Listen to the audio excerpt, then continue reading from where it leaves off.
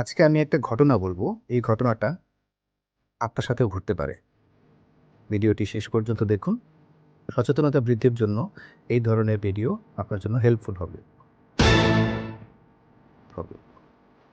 আরিফ একটি বহুজাতিক কোম্পানিতে চাকরি করে। ক্যারিয়ার ১৫ বছরের, বাসায় স্ত্রী এবং তার একমাত্র কন্যা। প্রতিদিনের মতো সেদিনও সে অফিসে এসেছেন। কাজকর্ম শেষ করে বাসায় যাওয়ার প্রিপারেশন নিচ্ছে। হঠাৎ তার মোবাইলে একটা অপরিচিত নাম্বার থেকে ফোন আসে। ফোনটা রিসিভ করার সাথে সাথে ওই পাশ থেকে তার স্ত্রীর গলার মতো একটা গলা খুব ফিসফিস করে ভয়ে এবং আতঙ্কে তাকে বলছে যে, আরিফ, আমাদের বাসায় কিছু কিডন্যাপার ঢুকে গেছে, আমাদের মেয়েকে তারা আটকে রেখেছে।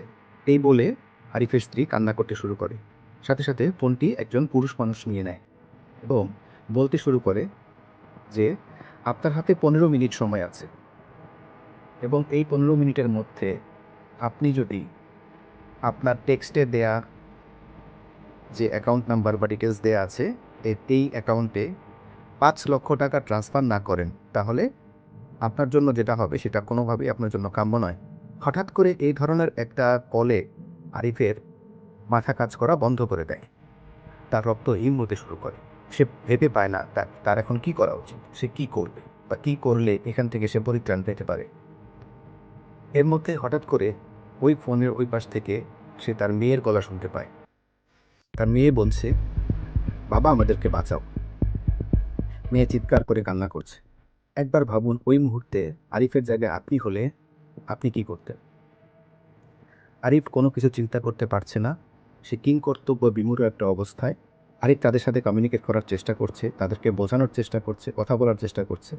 বাট ওই পাশ থেকে তারা কিছুই শোনার জন্য প্রস্তুত নয়। তারা বলছে যে, আপনার সময় এখন অলরেডি শুরু হয়ে গেছে এবং এই 15 মিনিটের মধ্যে আপনি যদি আপনি এই টাকাটা ইমিডিয়েটলি আমাদের ওই গিভেন অ্যাকাউন্টে ট্রান্সফার না করেন, তাহলে কিন্তু আমরা আমাদের মতো অ্যাকশন নেব এবং আপনার এই ফোনটি আপনি কাটবেন না, অন্য কাউকে ফোন করার চেষ্টা করবেন না। যদি একটু চালাকি করেন তাহলে কিন্তু আমরা এখানে যা করার করে ফেলব।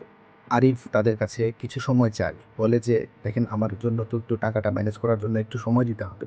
তারা বলে, কোনো সময় দিতে পারবো না, ইমিডিয়েটলি করতে হবে।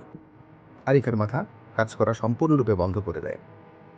আরিফ ভেবে পায় না তার এখন কি করা উচিত, কার সাথে কমিউনিকেট করা উচিত। সে ফোনটাও কাটতে পারছে না, কারণ তারা বলেছে যে, আপনি যদি ফোন কাটেন তাহলে কিন্তু আমরা আমাদের জায়গা থেকে আমরা একটা বাজে পরিস্থিতি তৈরি করে ফেলবো। সো সে আরিফ চিন্তা করতে থাকে তার কোথায় কোথায় অ্যাকাউন্টে কত টাকা আছে, এভরিথিং তারা চিন্তা করতে থাকে। কারণ আরিফ তো ওই ধরনের রিচ কেউ না, যদিও হয়তো ৫,০০,০০০ টাকা সে ম্যানেজ করতে পারবে, বা সেজন্য তো ডেফিনেটলি তার হাতে কিছু সময়টা থাকা দরকার। বাট ওই পাশ থেকে তারা এই সময়টা দিতে প্রস্তুত নয়। সো আরিফ কী করে, আরিফ তার ল্যাপটপে তার যে ব্যাংকিং অ্যাপগুলো আছে সেই অ্যাপগুলোতে ঢুকে সে চেক করতে থাকে যে কোন অ্যাকাউন্টে তার কত টাকা আছে। এর মধ্যেই আরিফের রুমে চলে আসে তারই একজন ফ্রেন্ড কাম কলিগ, রিয়াজ। রিয়াজ আরিফের ফ্যামিলি অ্যাটাচড, ফ্যামিলি ফ্রেন্ডস। আরিফের স্ত্রী, আরিফের বাচ্চা সবাইকেই সে চেনে। সো রিয়াজ আরিফের এই ফেসিয়াল এক্সপ্রেশনস দেখে সে ধারণা করে কিছু একটা প্রবলেম হয়েছে। সে বোঝার চেষ্টা করে, সে আরিফকে জিজ্ঞাসা করে, আরিফ, কী হয়েছে?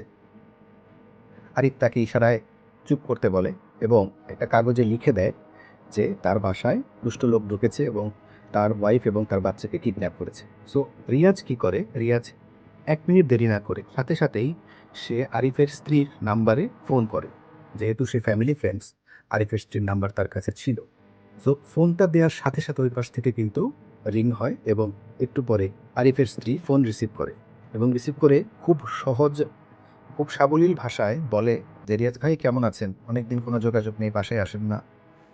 তো রিয়াজ একটু কনফিউজড হয়ে যায়। রিয়াজ বলে যে, সব ঠিক আছে, তোমার মেয়ে কোথায়? তো আরিফের স্ত্রী বলে যে, হ্যাঁ, মেয়ে তো আছে, মেয়ে এখন টিভি দেখছে, কার্টুন দেখছে। তো এই কথা শুনে আরিফ স্তব্ধ হয়ে যায়। আরিফের হাত থেকে মোবাইল পড়ে যায়। আরিফ চিন্তা করতে পারে না যে এতক্ষণ তার সাথে কী হচ্ছে। তাহলে এটাই যদি হয় ঘটনা, তাহলে ফোনের ওই পাশে কে ছিল? আরিফ সাথে সাথে রিয়াজের কাছ থেকে ফোনটা নিয়ে তার স্ত্রীর সাথে কথা বলে এবং কোনো প্রকার প্রবলেম তার বাসায় আছে কি না সে জিজ্ঞাসা করে। আরিফের স্ত্রী কিছুই বোঝে না, বাট বলে যে না, বাসায় কোনো প্রবলেম নেই, সব ঠিক আছে। রিয়াজের সাথে বিষয়টা নিয়ে সরাসরি ডিসকাস করে। রিয়াজ সাধারণত সাইবার সিকিউরিটিতে একটু অ্যাওয়ার ছিল। সে এই তথ্য প্রযুক্তির বিভিন্ন রকমের রিস্ক, এই ধরনের বিষয়গুলো নিয়ে তার একটা সম্যক ধারণা ছিল। সো ঘটনাটা শুনে রিয়াজ ক্লিয়ারলি বুঝতে পারে যে ঘটনাটা কী ঘটেছে। অ্যাকচুয়ালি এখন আমরা শুনি আসলে ঘটনাটা কী ঘটেছিল। আরিফ সোশ্যাল মিডিয়াতে খুব বেশি পার্সোনাল ইনফরমেশন শেয়ার করতো। সে কিছুদিন আগেই তার মেয়ের একটা ভিডিও সে আপলোড করে, 3 থেকে 4 মিনিটের একটা ভিডিও, যেখানে তার মেয়ে একটা কবিতা আবৃত্তি করছিল। তারও কিছুদিন আগে তার স্ত্রীর একটা ভিডিও আপলোড করে, যেখানে তার সাথে এবং তার স্ত্রীর কথোপকথন হচ্ছিল। সো এই ধরনের ভিডিওগুলোতে তার স্ত্রী এবং তার মেয়ের ভয়েস কিন্তু খুব ক্লিয়ারলি সবাই শুনতে পাচ্ছিল। এখন যেটা হয়েছে যে স্ক্যামাররা তার এই ভিডিওগুলো ব্যবহার করে আর্টিফিশিয়াল ইন্টেলিজেন্সের সহায়তায় হুবহু গলা নকল করে কিছু ভয়েস ক্লোনিং করে, এবং এই ক্লোনিং করে আরিফকে ফোন দিয়ে এই ধরনের টোনে কথা বলে আরিফকে কনফিউজ করা। সো বিষয়গুলো কিন্তু এখন খুব সহজ। আমি আপনাদেরকে আগেও বলেছি এই ধরনের অনেক ভিডিও এই চ্যানেলে আছে, যে ডিপফেক এখন কোন লেভেলে চলে গেছে। স্ক্যামাররা, হ্যাকাররা এখন কিন্তু খুব বেশি টেকনোলজি আর ইউজ করে না। এখন 2টা জিনিস ইউজ করে। একটা হচ্ছে আপনার সাইকোলজি, আপনার পার্সোনাল ইনফরমেশন।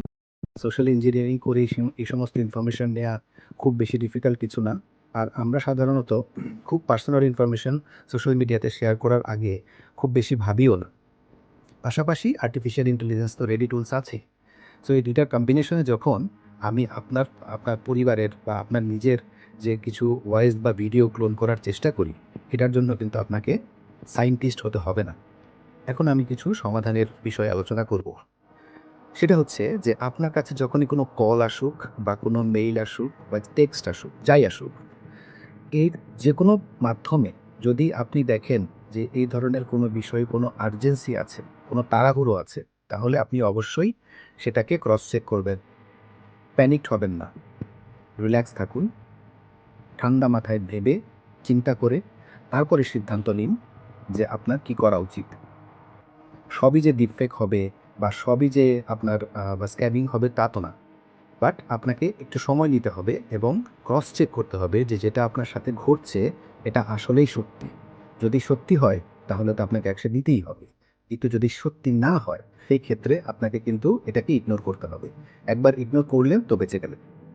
আপনি একবার চিন্তা করুন, এই সময়টাতে যদি রিয়াজ মানে আরিফের ফ্রেন্ড যদি ওই রুমে না আসতো, তাহলে আরিফ কিন্তু তার এত হার্ড আর্নিং মানি তাদেরকে দিয়ে দিত এবং পাশে গিয়ে দেখতো সব ঠিক আছে। So this is absolutely matter of your awareness. আপনি যদি সচেতন হন, আপনি যদি মাথা ঠান্ডা রাখতে পারেন, তাহলে দেখবেন অনেক বড় বড় সমস্যার সমাধান আপনি খুব সহজে করতে পারছেন। পাশাপাশি যে কোনো প্রকার আর্জেন্সি, যে কোনো প্রকার হারিনেস যদি আপনাকে ফেস করতে হয়, আপনি কখনোই সেটাকে ওয়ান ক্লিকে ডিসিশন নেবেন না। থিঙ্ক টুয়াইস, চিন্তা করুন, ভাবুন, যার ব্যাপারে কথা হচ্ছে তার সাথে কমিউনিকেট করার চেষ্টা করুন। যদি কমিউনিকেশন হয় এবং সেখানে যদি আপনি ক্রস চেক করেও দেখেন বিষয়টা আসলেই ঘটেছে, তাহলে তো একটা বিষয়। আর যদি দেখেন যে না, বিষয়টা সব ঠিক আছে, সেই ক্ষেত্রে আপনাকে ভেবে নিতে হবে ইট ওয়াজ এ ফেক কল বা ইট ওয়াজ এ ফেক কমিউনিকেশন। সো অবশ্যই আপনাকে আপনার জায়গা থেকে সচেতন থাকতে হবে। এই ভিডিওটি যদি ভালো লাগে অবশ্যই শেয়ার করুন।